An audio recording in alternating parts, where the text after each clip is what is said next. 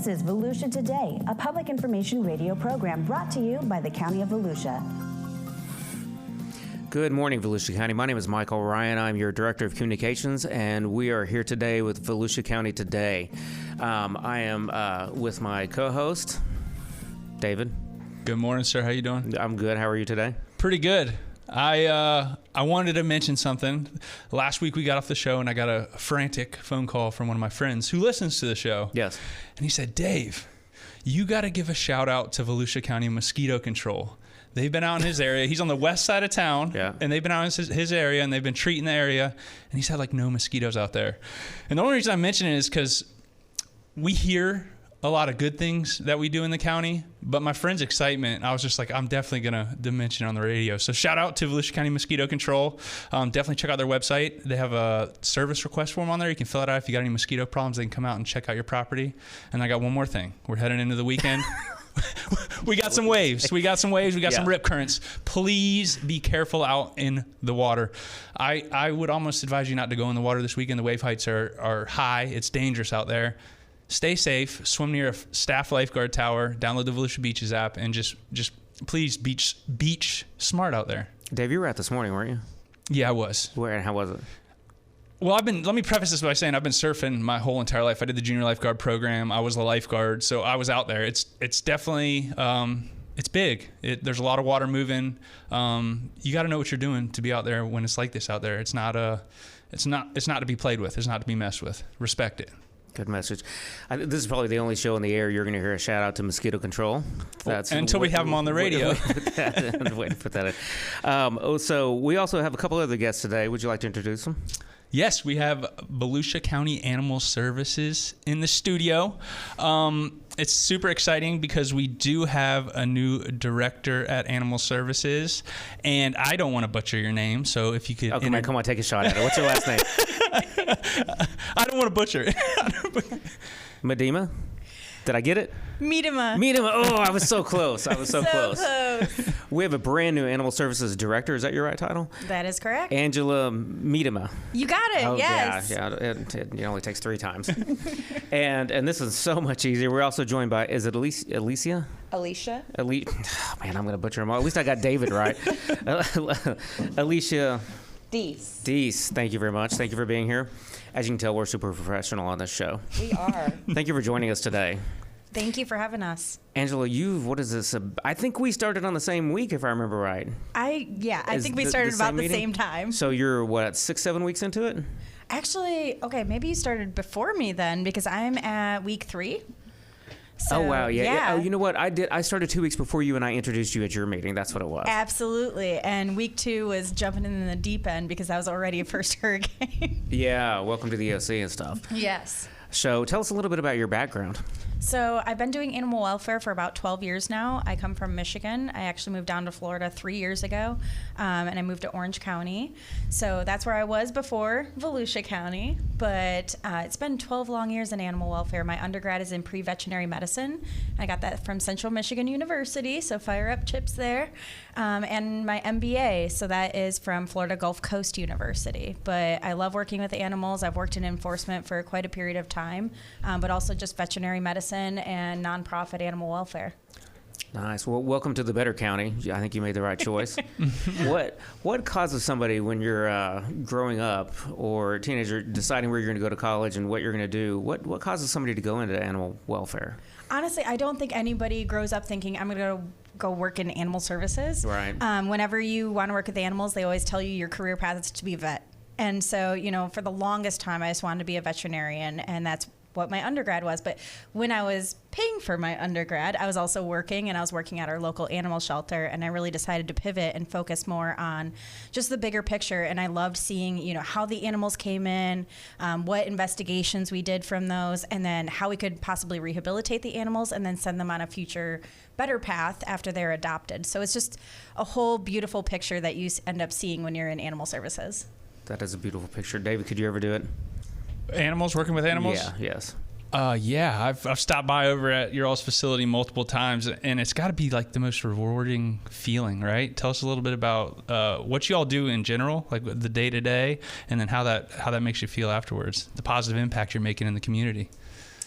Well, so fun fact, when Volusia County Animal Services is fully staffed, they only have 6 animal control officers to cover all of Volusia County. We're a pretty big county. Wow. So it's a lot to take on that task. And just for interesting information, in fiscal year 21-22, our animal control officers responded to 2,384 requests for services. 599 of them resulted in investigations for potential animal crimes. That's incredible. What does that look like when you're investigating animal crimes? Sometimes it's heartbreaking, heart-wrenching, and there's other times that it's extremely rewarding because you see them walk out the door with a much better life ahead of them. Are there any like notable ones recently that maybe made the headlines on the news or anything like that? Some we're not able to talk about right now, I won't go in depth there, but we have had some really great successes. The most recent was when we assisted the city of Daytona for the 42 dogs dogfighting indictment, where an individual was sentenced to prison for 19 years. That's a huge win for us. It should be a message for anybody out there participating in those type of activities. Not good at all. Why are you looking at me? I'm not looking. Michael does not like being looked at. David, you'll notice during the entire show, David has really intense eye contact, so don't look him in the eye too long. It gets kind of terrifying. So it's got to be, I don't know, the reason I asked David why, if he could do it, I don't know if I could do it, because I would just like get attached to every dog and cat that came in the door. How do you guys not do that? I think it gets easier over the years, and one of the best things is that you could foster. So not everybody chooses to foster, bring an animal home, and do all of that, but it is really rewarding. So the fact that you could even offer temporary help to an animal, whether that be medical care or maybe just needs to grow up a little bit if it's a little bit too small, if they're not ready for spay and neuter yet or their sterilizations. Right. But if you could help them through that period, sometimes they just need extra medical care in a couple weeks or a couple months, and then you can help them grow enough to where they get adopted. That's very fulfilling. We stopped by there the other day, and we were doing employee spotlights, like highlighting some of your employees, and that was one of the questions we asked, was how many animals do you have at home? And the answer pretty much across the board was, well, I had only planned to have 1, but now I have 6 dogs and 10 cats. so I think some of that's going on, right? There is that attachment. Can you actually adopt animals from Volusia County Animal Services? So we actually have contracts with the shelters, the humane societies, but we do have the opportunity to adopt out when we have investigative cases and the shelters are full. We'll foster to adopt, so individuals who help us in these cases, for example, the investigation that we did where there were some animals that needed some medical fostering. Once that we gained custody of them, those individuals that were providing that medical foster care fell in love and decided that they were going to keep them. So citizens actually have that opportunity to foster and then adopt from us, but we don't typically have a shelter setting where we do provide adoption services beside that. Is there a way to get registered to be a medical foster? Sure. You just have a citizen call us and we'll provide them all of the information, make sure that they understand what the expectation is and what we will do to help them along the way. We'll collect their information, and as soon as there's an animal that hits that need, we send out a mass email through our database system, and we basically get responses and say, hey, yeah, I'll take that kitten that needs to be fostered until it's 12 weeks old, or, whatever the circumstances, an animal that's been drugged down the road with its paws severely injured and they have to wrap it. It just depends on the person's expertise and abilities and if they're comfortable with it. What's the time frame? Because my daughter's been asking for a puppy for a long time now. Forever, yeah. We got 2 dogs at the house right now. We got a bunny, we got chickens, we got the works. We got a baby on the way, But this sounds like it could be something where we're providing a positive environment for the animal, helping the animal out, and then also kind of giving my daughter what she's looking for, that something to love on, something to care for, even if it's for a short period of time. I'm sure we'd run into I want to keep it, Dad, but still, I think that might. So what does the time frame look like for this kind of thing, or does it depend and vary? It varies from each animal. If it's a medical circumstance, it's basically when it's ready to be adopted, basically if it's able to be spayed or neutered, if we have custody of the animal to be able to adopt it out, or it may be just an individual that needs time to grow, like Angela said previously. So each one is different. If you're looking for something really cool, we do currently have a ferret in the office. Wow. Send your daughter over. It may not be a partridge in a pear tree, but she can certainly. Well, I'd have to clear with the wife too. I'm just talking crazy. I'm just talking crazy on the radio. My neighbor had a ferret, and every time I would go over, she would sleep in the pots and pans, and then when they would open the door, she would immediately run up and run straight at my pant leg. And it was terrifying. It was terrifying the 15th time, let alone the first one. So far, that hasn't happened with this one, I will say. But she is awfully cuddly, and she's very sweet. I think she came in as a stray, too. Yes. So somebody lost their ferret, and if you're looking for it, we have it. You have the ferret. Tell me a little bit of some of the more, for lack of a better term, exotic animals you guys deal with, ferrets, and what else? It's a hit and miss. Mostly we focus on dogs and cats, domestic pets. We do investigate chickens for animal crimes like blood sports, stuff like that. But for the most part, we stick to the domestic animals. If there is an exotic circumstance, we always include Florida Fish and Wildlife, and we assist them, and they are the lead investigators. Okay. I think that's probably one of the biggest misconceptions, because when you hear animal services, you think all animals. That's where I go to for every single animal. Right. When really there's other departments for wildlife, pest control services, or just marine mammals, things like that. We don't respond to every single one, but we do have the resources to contact those groups. So if there's a random snake that's a domestic snake or something like that, you guys call wildlife? Or do you guys handle that at all? So if there's a snake circumstance, our animal control officers respond if it's inside of somebody's home, inside of their garage, a safety concern. Otherwise, that's their home. Back away and let them be. Okay. I'll just to verify for the record, all snakes are venomous. Is that correct? Yes, they are, aren't they? I mean, they're all evil and bad, and they all kill people. Oh, what? No. Yes. No. Let's be honest with ourselves. That is not No, that's not the case. No, they do a lot for the ecosystem as well. Okay. I would say.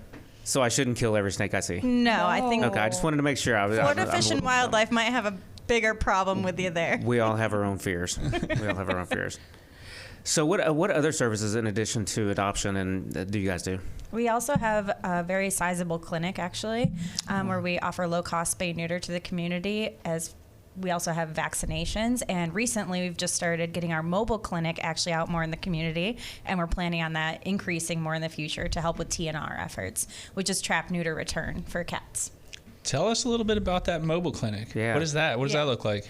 It's very large. Obviously, it's a clinic on wheels, and it's out in the community today. We're helping Southeast Volusia Humane Society today with some of their spay and neuter needs.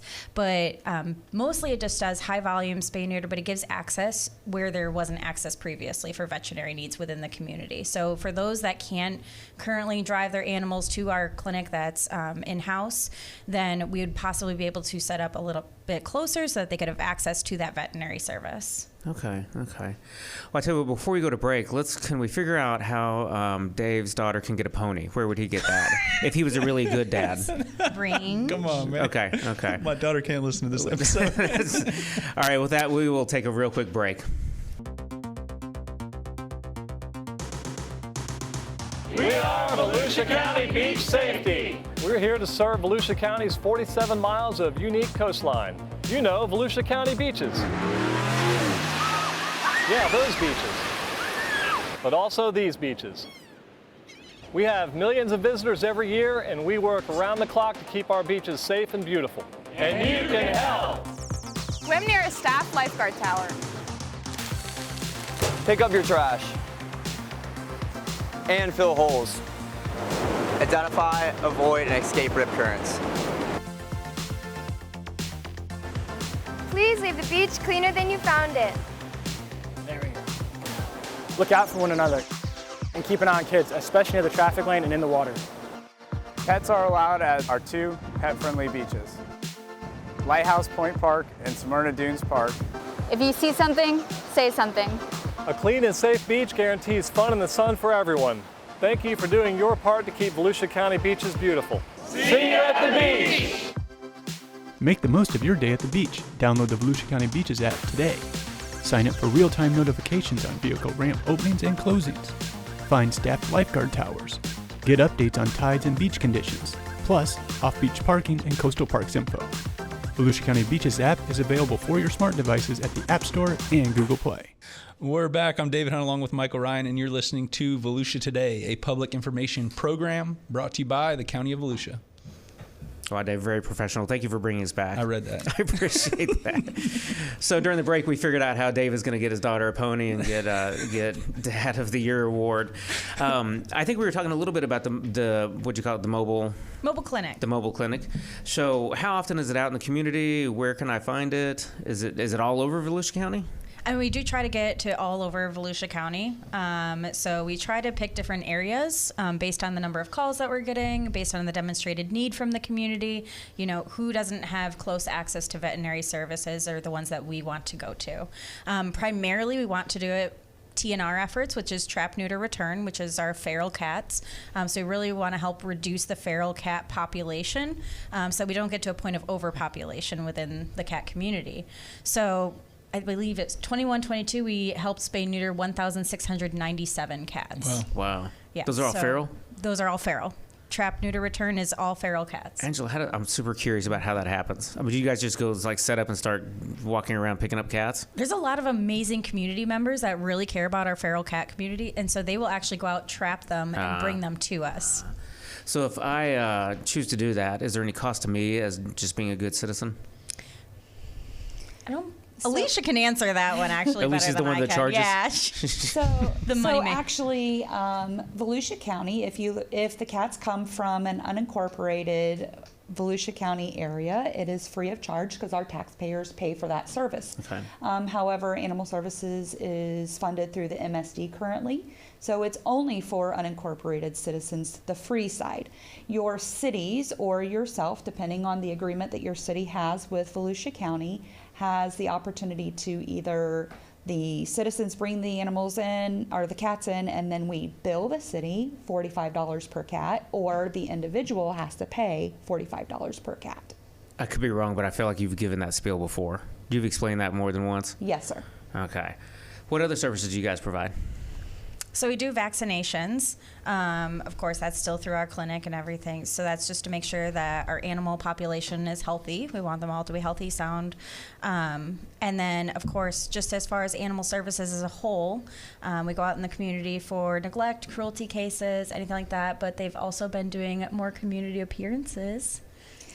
Yeah, so last year we started what we call Meet the Pack. You guys actually helped us with a little skit on it just to share it. And so it's basically like our own little version of Coffee with Cops, right? So folks don't always want to call 911 or the non-emergency sheriff's office number. They don't know what to do. Right. So when they're seeing us out there, we go out every last Friday of every month, and every animal control officer that is available responds to a specific dog park within Volusia County. And we just sit and visit and give those folks an opportunity to get to know us as individuals, as well as an opportunity for them to have an open door to just tell us about things that they're seeing in their community, whether it's a feral cat problem or their neighbors not providing food and water and shelter for their dog, or maybe they know about another crime that's going on. It's an opportunity for just direct communication with an animal control officer and to build that view of we're not the dog catchers anymore. Right. It is our goal to be community stewards for Volusia citizens and to reunite their animals in the best way possible. I would imagine that you mentioned the dog catcher too. I would imagine your staff and maybe you guys in particular, when you're out, especially out in the community, are you guys ever in dangerous situations? Every day. Yeah. Every day. So our animal control officers, they wear ballistic vests to protect them. A lot of times individuals see their animals as a financial benefit to them, whether they're breeders or they're dog fighters or cockfighters or, whatever the circumstances. So they are very protective of their animals, and sadly, sometimes they protect their animals a little more than they do their own children. Sure. So our officers have to be very careful to remain safe and wear those ballistic vests and call the sheriff's office when they need help. We were down at the dog beach the other day in Ponce Inlet, and we saw an animal control officer there kind of checking out what's going on, giving some good information. What are the rules at the dog beach? Or what's the deal? The dog beach is a very interesting breed of its own.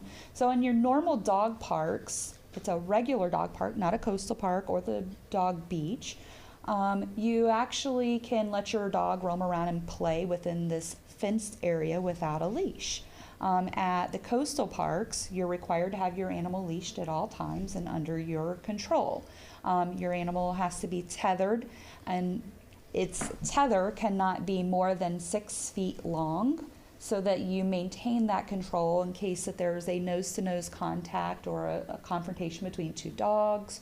It's your ability to try to keep your pets from biting someone. There's a series of reasons why, but there's an ordinance that actually requires that they be tethered on a leash at all times. And that's our main focus out there, is to keep them on a leash, as well as make sure that everybody has fresh water and they're not drinking that salt water, because we don't want the dogs to get salt sickness. And then we also want to pay attention to hot paws out there. Imagine what it feels like on them. If we're wearing our flip-flops because that sand is hot or that boardwalk is hot, imagine what it feels like to them. They're not wearing shoes. Right. So we try to educate folks, hey, it's getting too hot. You need to get in a better place for your pet. And dogs are only allowed on the beach at Smyrna Dunes Park and Lighthouse Point Park right now. Correct. But we have a new dog park coming up, right? It's Rockefeller to... do you remember that? There's don't quote me on the other... That's the one in Ormond Beach? Yes, it's been in November, right? Beach that's happening starting in November. Yeah. So when it's a pilot program. The pilot program happened right before I got here. So it's not temporary is not the word, but there's an end date to it, right? I believe it's 3 years. They're going to run a pilot program to see how it works, and then it will be revisited. Okay. And so are your staff on the beach monitoring that? We are currently in the process of discussions between the Sheriff's Department, Beach Safety, and Animal Services on how we're going to fund that, because it's not just county citizens that are out there. Sure. As well as how we're going to man it and make sure that we have somebody out there most every day. So you guys are about a month into this program now. How's it going? It's not in yet. We're starting in November. Oh, okay. Yeah. Okay. We have a little bit more time. Okay. We're in the process of getting all the signage. Yeah, the signage done, the poo dispenser bags with graphics to the Beaches app and the dog webpage, so people can get all the info and rules and all that going on. And so for me, when you say coastal park, does that mean the beach itself, or is there like a park that's close to the beach that I don't understand? The coastal parks is actually inlet parks. So it's really kind of on the riverside or like at the jetties. Actually, if you're at New Smyrna Dunes Park, you can see the Ponce Inlet Lighthouse Point Park is across the shore there. Those two are the two parks. However, you can't get to them without a long drive around. And as a side note, it's Millsap to Rockefeller. Look at that. I knew it would Very good. Come back eventually. So what are right now, before the pilot program kicks in, what are the laws that govern the beach right now? Can I take my dog out on a leash? No dogs at all? No dogs on the beach, period. Okay. Unless it is a service animal. Okay. And you said something interesting with the dogs on the beach and having the dogs under control. Like I said, my wife's pregnant and we have 2 pit bulls, and they don't go to the beach a lot. And she wanted to go. It was a busy Sunday afternoon, I think. And as hard as I tried, I was trying to keep them under control. But geez Louise, I got drug all over the beach. We stayed for about 20 minutes, and that was enough. We got going. It was an experience, to say the least. It's all the smells. Yeah, they went exciting. wild, yeah. They had a good time. They were nice. They took a little dip in the water. It was enjoyable for them, but yeah. Definitely be prepared if you head down there. Oh, I think that's a good ending message to take us to break, Dave. Thanks.